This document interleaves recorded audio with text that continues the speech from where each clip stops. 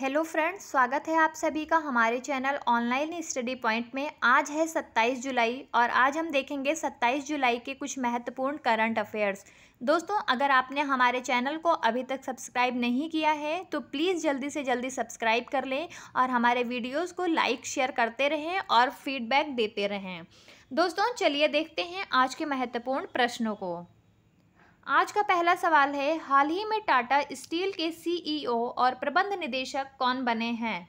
दोस्तों, इसका सही जवाब है TV Narendran, option D. TV Narendran ji ही वर्तमान में भी एमडी और सीईओ के रूप में कार्य कर रहे हैं, परंतु इनके कार्यकाल को एक और विस्तार दे दिया गया है।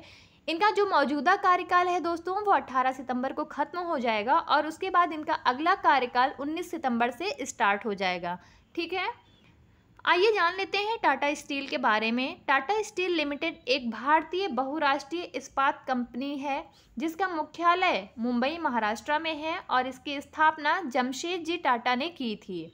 दोस्तों, आइए देख लेते हैं 2023 की कुछ प्रमुख नियुक्तियों को। भारत के नए लोकपाल कौन बनाए गए हैं? प्रदीप कुमार बनाए गए हैं। रॉ के प्रमुख कौन बनाए गए हैं? रवि सिन्हा बनाए गए हैं। दोस्तों, रॉ के बारे में हम अक्सर सुनते रहते हैं और तो मैं आपको बता दूं, रॉ का फुल फॉर्म होता है रिसर्च एंड एनालिसिस विंग। इसकी स्थापना 1968 में की गई थी रामेश्वर नाथ काव के प्रयासों के माध्यम से और इसका हेडक्वार्टर है न्यू दिल्ली में। बीएसएफ के नए महानिदेशक कौन बनाए गए हैं? नितिन अग्रवाल बनाए गए हैं। बीएसएफ का फुल फॉर्म क्या होता है? Border security force.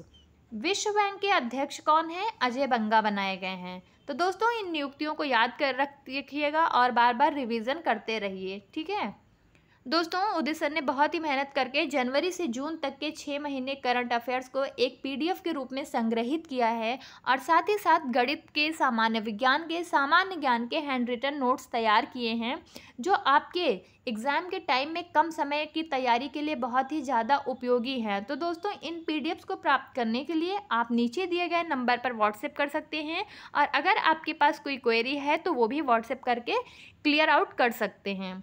चलिए देखते हैं आज का दूसरा सवाल। हाल ही में किसने एसीसी पुरुष इमर्जिंग टीम एशिया कप 2023 जीता है? दोस्तों, इसका सही जवाब है पाकिस्तान ए। दोस्तों, एसीसी पुरुष इमर्जिंग टीम एशिया कप के फिनाले में पाकिस्तान ए और भारत ए टीम पहुंची थी, जिसमें पाकिस्तान ए ने भारत ए टीम को हराकर इस खिताब पर अपना कब्जा हासिल कर लिया है। यह टूर्नामेंट पाकिस्तान की लगातार दूसरी जीत है। इससे पहले उसने बांग्लादेश के ढाका में बांग्लादेश के खिलाफ 2019 के फाइनल में कप जीता था।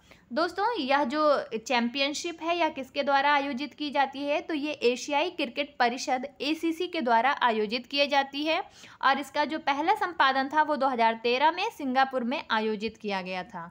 ठीक है, तो इसका सही जवाब है पाकिस्तान ए। आइए एशियाई क्रिकेट परिषद पुरुष इमर्जिंग टीम्स में एशिया कप में दिए गए कुछ महत्वपूर्ण अवार्ड्स को देख लेते हैं। प्लेयर ऑफ द सीरीज किसे दिया गया है? तो ये दिया गया है निशांत सिंधु को, जो भारत के खिलाड़ी हैं। Most runs in the tournament किसने बनाया है? ये बनाया है अविष्का फर्नांडो ने। ये श्रीलंका से बिलोंग करते हैं और इन्होंने 225 रन बनाकर सबसे ज़्यादा रन बनाने वाले खिलाड़ी का खिताब हासिल कर लिया है। Most wickets in the tournament किसने लिए हैं? निशांत सिंधु ने लिए हैं। ये भारत के खिलाड़ी हैं और इन्होंने सबसे ज़्यादा विकेट 11 विकेट्स लिए हैं।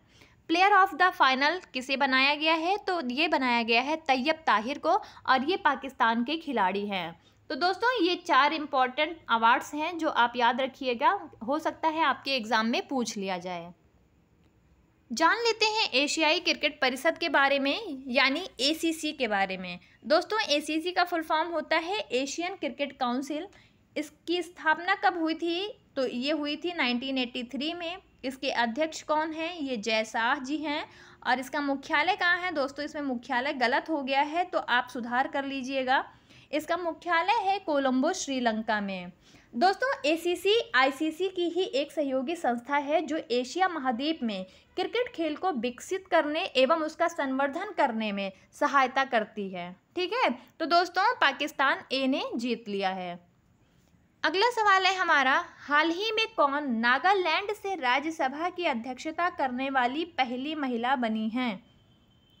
दोस्तों इसका सही जवाब है ऑप्शन ए, एस्फांगनोन कोन्याक। ये हैं एस्फांगनोन कोन्याक। राज्यसभा में नागालैंड से पहली महिला सदस्य फांगनोन कोन्याक ने सदन की अध्यक्षता ली। 17 जुलाई 2023 को फांगनोन कोन्याक उपाध्यक्षों के पैनल में नियुक्त होने वाली पहली महिला सदस्य बनी हैं। सभी नामांकित महिला सदस्य पहली बार सांसद बनी हैं। पुनर्गठित पैनल में अब कुल 8 सदस्य शामिल हैं, जिनमें से आधी महिलाएं हैं, और यह उच्च सदन के इतिहास में पहली बार हुआ है। ठीक है दोस्तों, तो याद रखिएगा फांगनोन कोन्याक को। जान लेते हैं नागालैंड के बारे में। इसकी राजधानी है कोहिमा, मुख्यमंत्री हैं नेफ्यूरियो, राज्यपाल हैं लॉ गणेशन, लोकसभा सीट है यहाँ से 1, राज्यसभा सीट है 1। तो दोस्तों इन फैक्ट्स को भी आप याद रखिएगा साथ ही साथ। सवाल नंबर 4 है हमारा, हाल ही में किसने विकास पुरस्कार 2022 की घोषणा की है? किसने की है दोस्तों? तो इसका सही जवाब है आईसीसी ने की है, यानी इंटरनेशनल क्रिकेट काउंसिल ने हाल ही में विकास पुरस्कार 2022 की घोषणा की है। यह पुरस्कार उभरते देशों में क्रिकेट के खेल को विकसित करने के लिए की गई विश्व अग्रणी पहलों और नवीन कार्यक्रमों का सम्मान करता है। नामीबिया ने अपनी मिनी क्रिकेट कार्यक्रम के लिए ICC development initiative of the year जीत लिया है। ठीक है, किसने जीता है? नामीबिया ने जीत लिया है। नाइजीरिया ने वर्ष का 100% क्रिकेट महिला क्रिकेट पहल जीत लिया है। ठीक है दोस्तों, तो ये याद रखिएगा। विकास पुरस्कार 2022 की घोषणा किसके द्वारा की गई है? तो आईसीसी के द्वारा की गई है। आईसीसी के बारे में बात करें तो इसकी स्थापना हुई थी 15 जून 1909 में। 15 जून 1909 में। और इसका पुराना नाम क्या था दोस्तों? तो इसका पुराना नाम था इंपीरियल क्रिकेट कॉन्फ्रेंस। ठीक है, और ये किसके द्वारा स्थापित किया गया था? तो 3 कंट्रीज़ ने मिलकर इसकी स्थापना की थी, जो ऑस्ट्रेलिया, इंग्लैंड और साउथ अफ्रीका थी। इसका जो वर्तमान नाम है दोस्तों, ये इसको रीनेम किया गया था इंटरनेशनल क्रिकेट कॉन्फ्रेंस 1965 में, और 1987 में इसका final name international cricket council रखा गया था। तो इसके नामों का इतिहास थोड़ा लंबा है दोस्तों, बट याद रखने की कोशिश करिएगा, हो सकता है कभी पूछ ले। और इसके चेयरमैन कौन है? ग्रेग बार्कले हैं। और इसके सीईओ कौन है? जियोर्फ एर्नांडिस हैं। और इसका हेडक्वार्टर कहाँ है दोस्तों? तो ये है दुबई में, यूनाइटेड अरब अमीराट्स में। ठीक है, चलिए अगला सवाल देखते हैं। अगला सवाल देखने से पहले दोस्तों कुछ प्रमुख खेल पुरस्कारों की बात कर लेते हैं जो 2023 में दिए गए हैं। भारत के 82वें ग्रैंड मास्टर कौन बने हैं? वी प्रणीत जी बने हैं। डायमंड लीग विजेता 2023 किसने जीता है? नीरज चोपड़ा ने। संतोष ट्रॉफी 2023 किसने जीता है? कर्नाटक टीम ने। खेलो इंडिया यूथ गेम्स 2023 किसने जीता है? तो यह महाराष्ट्र ने जीता है। दोस्तों इन पुरस्कारों को याद रखिएगा, ये एग्जाम के पॉइंट ऑफ व्यू से बहुत ही इम्पोर्टेंट है। ठीक है, हमारा 5वां सवाल है, हाल ही में आंध्र प्रदेश उच्च न्यायालय के लिए नए मुख्य न्यायाधीश कौन बन गए हैं? दोस्तों इसका सही जवाब है ऑप्शन बी, धीरज सिंह ठाकुर। ठीक है, धीरज सिंह ठाकुर बन गए हैं नए मुख्य न्यायाधीश आंध्र प्रदेश कोर्ट के। ये हैं धीरज सिंह ठाकुर जी। दोस्तों आंध्र प्रदेश हाई कोर्ट के चीफ जस्टिस बनने से पहले ये बॉम्बे हाई कोर्ट में जज थे, और इन्हें 24 जुलाई को आंध्र प्रदेश हाई कोर्ट का मुख्य न्यायाधीश बना दिया गया है।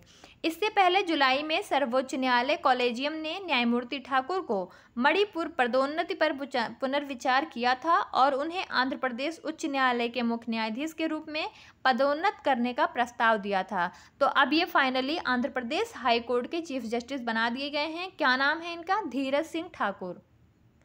दोस्तों आंध्र प्रदेश की बात करें तो इसकी राजधानी है अमरावती, मुख्यमंत्री हैं YS जगन मोहन रेड्डी, राज्यपाल हैं S अब्दुल नज़ीर, लोकसभा सीट है यहाँ से 25 और राज्यसभा सीट है यहाँ से 11। तो इनको याद रखिएगा, धीरेन्द्र सिंह ठाकुर। कुछ अन्य राज्यों के हाईकोर्ट के भी मुख्य न्यायाधीशों को देख लेते हैं। हो सकता है कि किसी भी राज्य के मुख्य न्यायाधीश के बारे में आपसे पूछ लिया जाए। कलकत्ता उच्च न्यायालय के मुख्य न्यायाधीश कौन है? प्रकाश श्रीवास्तव हैं। बॉम्बे उच्च न्यायालय के कौन हैं? दीपांकर दत्ता हैं। मद्रास उच्च न्यायालय के कौन हैं? मुनीश्वर नाथ भंडारी हैं। इलाहाबाद हाई कोर्ट के कौन हैं? तो ये राजेश बिंदल हैं। दोस्तों इन हाई कोर्ट्स के चीफ जस्टिस का नाम आप ज़रूर याद रखिए, हो सकता है पूछ लिया जाए। आज का छठा सवाल है, हाल ही में कारगिल विजय दिवस कब मनाया गया? दोस्तों कारगिल विजय दिवस कब मनाया गया आप सबको पता ही होगा, नहीं पता है तो मैं बता देती हूँ। इसका सही जवाब है ऑप्शन सी 26 जुलाई। दोस्तों कारगिल युद्ध दिवस क्यों मनाया जाता है या कारगिल विजय दिवस क्यों मनाया जाता है? तो दोस्तों 1999 में पाकिस्तान के खिलाफ युद्ध में शहीद हुए सभी 527 सैनिकों के बलिदान का सम्मान करने के लिए हर साल 26 जुलाई को कारगिल विजय दिवस मनाया जाता है। इसका उद्देश्य क्या है? तो इसका उद्देश्य है राष्ट्रव्यापी अभियानों के माध्यम से विशेष रूप से युवाओं में राष्ट्रवाद एवं देशभक्ति की भावना को जगाना एवं वीर गति को प्राप्त हुए सैनिकों को श्रद्धांजलि अर्पित करना है। कारगिल का जो युद्ध था दोस्तों, इसमें ऑपरेशन विजय, ये बहुत ही इंपॉर्टेंट है, आप लोग याद रखिएगा, ऑपरेशन विजय चलाया गया था और कारगिल युद्ध की जो लड़ाई थी वो 60 दिनों से अधिक तक चली हुई थी। ठीक है, इसके बाद भारत ने अपने क्षेत्रों पर पुनः कब्जा प्राप्त कर लिया था। तो इसका सही जवाब है दोस्तों 26 जुलाई। 24वीं वर्षगांठ का जश्न मनाने के लिए दिल्ली से द्रास में कारगिल युद्ध स्मारक तक एक पूर्ण महिला मोटरसाइकिल अभियान का आयोजन भी किया गया है। तो दोस्तों याद रखिएगा, कारगिल विजय दिवस कब मनाया जाता है? 26 जुलाई को। और इससे कौन सा ऑपरेशन रिलेटेड था? तो ऑपरेशन विजय कारगिल विजय दिवस से संबंधित है। ये बहुत ही इंपॉर्टेंट क्वेश्चन है आपके एग्जाम के लिए। आइए देख लेते हैं जुलाई माह के कुछ प्रमुख दिवसों को। 14 जुलाई को बैस्टाइल डे मनाया जाता है। 15 जुलाई को विश्व युवा कौशल दिवस मनाया जाता है। 17 जुलाई को अंतर्राष्ट्रीय न्याय के लिए विश्व दिवस मनाया जाता है और 18 जुलाई को नेल्सन मंडेला दिवस मनाया जाता है। ठीक है दोस्तों, तो इन दिवसों को भी याद रखिएगा। 7वां प्रश्न है हमारा, हाल ही में किसको साओ टोम और प्रिंसिपे में भारतीय राजदूत के रूप में नियुक्त किया गया है? दोस्तों साओ टोम और प्रिंसिपे एक देश है और पूछ रहा है कि भारतीय राजदूत के रूप में कौन नियुक्त किया गया है। इसका सही जवाब है दोस्तों दीपक मिगलानी, ऑप्शन बी। दीपक मिगलानी जी को आप देख रहे हैं, ये झंडे के बगल में खड़े हुए हैं जस्ट। दीपक मिगलानी को 25 जुलाई 2023 को democratic Republic of Sao Tomé और प्रिंसिपे में भारत के अगले राजदूत के रूप में नियुक्त किया गया है। मिगलानी वर्तमान में विदेश मंत्रालय में निदेशक के पद पर कार्य कर रहे हैं। ठीक है, भारत और साओ टोम और प्रिंसिपे के बीच 1975 से मैत्रीपूर्ण संबंध रहे हैं। साओ टोम और प्रिंसिपे ने 1975 में पुर्तगाल से स्वतंत्रता प्राप्त की और इसीलिए यहाँ के जो कल्चर्स हैं, यहाँ की जो लैंग्वेज है वो पुर्तगाल से बहुत ही ज़्यादा प्रभावित है। इवन यहाँ की ऑफिशियल लैंग्वेज भी क्या है दोस्तों? तो वो पुर्तगाली भाषा है। ठीक है, तो ये साओ टोमे और प्रिंसिपे का गठन कब हुआ था? ये हुआ था 12 जुलाई 1975 को और ये इसकी राजधानी है साओ टोमे और इसका जो मुद्रा है वो है डोबरा। ठीक है, और यह कहाँ स्थित है? तो यह अफ्रीका महाद्वीप पर गिनी खाड़ी के किनारे स्थित है। ठीक है दोस्तों, तो याद रखिएगा दीपक मिगलानी जी को साओ टोमे और प्रिंसिपे में भारत का राजदूत नियुक्त किया गया है। हाल ही में किसने टूर डी फ्रांस का 110वां संस्करण जीत लिया है? इसका सही जवाब है दोस्तों option C Jonas Vingegaard. Tour de France 2022 में देख रहे हैं आप, ये हैं डच के और ये पेशेवर साइकिल रेसिंग टीम जंबो विस्मा के डेनमार्क के जोनास विंगेगार्ड ने पेरिस फ्रांस में चैंप एलिसीज पर लगातार दूसरे वर्ष टूर डी फ्रांस का 110वां संस्करण जीत लिया है। टूर डी फ्रांस एक वार्षिक पुरुषों की मल्टीपल स्टेप साइकिल दौड़ होती है जो मुख्य रूप से फ्रांस में आयोजित की जाती है। तो दोस्तों इसका सही जवाब है जोनास विंगेगार्ड ने। ये कहाँ के रहने वाले हैं? तो ये डच के हैं। हमारा अगला सवाल है, हाल ही में चीन के केंद्रीय बैंक के नए गवर्नर कौन बने हैं? इसका सही जवाब है दोस्तों ऑप्शन सी पैन गोंग शेंग। कौन बने हैं? पैन गोंग शेंग। दोस्तों ये हैं पैन गोंग शेंग। इन्हें 25 जुलाई को चीन के केंद्रीय बैंक के गवर्नर के रूप में नामित कर दिया गया था। जो सत्तारूढ़ कम्युनिस्ट पार्टी की दशक में एक बार होने वाले सत्ता परिवर्तन की व्यापक रूप से प्रत्याशित अंतिम बड़ी नियुक्ति थी। केंद्रीय बैंक के डिप्टी गवर्नर और चीन के सरकारी बैंकिंग उद्योग के अनुभवी पैन ने अमेरिकी प्रशिक्षित अर्थशास्त्री ई येंग को रिप्लेस किया है, जिन्होंने 5 साल तक इस पद को संभाला था। ठीक है दोस्तों, आइए देख लेते हैं चीन के बारे में कुछ महत्वपूर्ण तथ्यों को। इसकी राजधानी है बीजिंग, इसके राष्ट्रपति हैं शी जिनपिंग, इसकी मुद्रा है युआन। ठीक है दोस्तों, आज का हमारा आखिरी सवाल है, हाल ही में भारत ने ISSF विश्व चैंपियनशिप में पदक तालिका में कौन सा स्थान हासिल किया है? दोस्तों, इसका सही जवाब है ऑप्शन बी, दूसरे स्थान पर। दोस्तों, चाइना के बाद भारत ने 17 मेडल के साथ दूसरा स्थान पदक तालिका में हासिल कर लिया है। चाइना ने टोटल 28 पदक जीते हैं और पहला स्थान सुरक्षित किया है।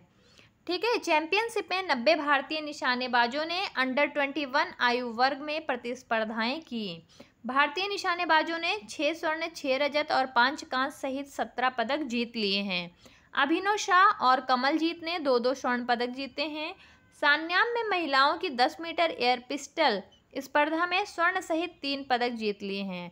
तो दोस्तों, भारत अब दूसरे स्थान पर पहुंच गया है 17 पदकों के साथ।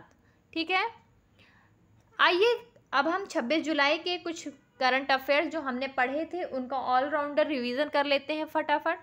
हाल ही में किस देश ने लिंग परिवर्तन और ट्रांसजेंडर विवाह पर प्रतिबंध लगा दिया है? रूस। हाल ही में किस सरकार ने देश का पहला गिग वर्कर्स बिल पेश किया है? राजस्थान। हाल ही में किसने परलेमो ओपन 2023 जीत लिया है? Zheng Qinwen. हाल ही में जिनेवा स्कूल ऑफ डिप्लोमेसी ने किसी डॉक्टरेट की मानद उपाधि प्रदान की है? शशि थरूर को। हाल ही में किसने जूनियर एशियाई जूडो चैंपियनशिप 2023 में स्वर्ण पदक जीत लिया है? अस्मिता डे। हाल ही में कौन अरुणाचल प्रदेश की पहली महिला IPPS अधिकारी बनी हैं? तेंजिंग यांगकी। दोस्तों, पहली महिला IPS अधिकारी कौन बनी है? तेंजिंग यांगकी। हाल ही में किसके द्वारा लिखित एज दी हुइलटन्स नामक पुस्तक का विमोचन किया गया है? रंजीत प्रताप। किस देश ने टेस्ट क्रिकेट में सबसे तेज 100 रन बनाने का विश्व रिकॉर्ड बना लिया है? भारत। अंतर्राष्ट्रीय क्रिकेट में सबसे ज़्यादा विकेट लेने वाले दूसरे भारतीय गेंदबाज कौन बने हैं? रविचंद्रन अश्विन। PM मोदी गुजरात के पहले ग्रीनफील्ड हवाई अड्डे का उद्घाटन कहाँ करेंगे? हीरासर में। दोस्तों, ये थे हमारे 26 जुलाई के ऑलराउंडर रिवीजन। अब आइए देख लेते हैं आज का प्रश्न। PM मोदी गुजरात के पहले ग्रीनफील्ड हवाई अड्डे का उद्घाटन कहाँ पर करेंगे? दोस्तों, इसके ऑप्शंस दिए गए हैं, आप अपना सही जवाब कमेंट सेक्शन में ज़रूर दें। और दोस्तों, आपको एक सूचना देनी है, उदित सर ने आप सभी की रिक्वेस्ट पर 11 बजे से करंट अफेयर्स की लाइव क्लासेस रखी हैं, जिसमें आप लोग पार्टिसिपेट ज़रूर करिए। और वहाँ पर भी इस वीडियो के साथ साथ ये तो वीडियो 5 बजे सुबह आपके लिए चली जाएगी, लेकिन 5 बजे के बाद आप लंबा डिस्कस करने के लिए करंट अफेयर्स पर 11 बजे की लाइव क्लासेस को भी ज्वाइन कर सकते हैं। ठीक है दोस्तों, आज के लिए बस इतना ही। धन्यवाद। स्वस्थ रहिए, मस्त रहिए।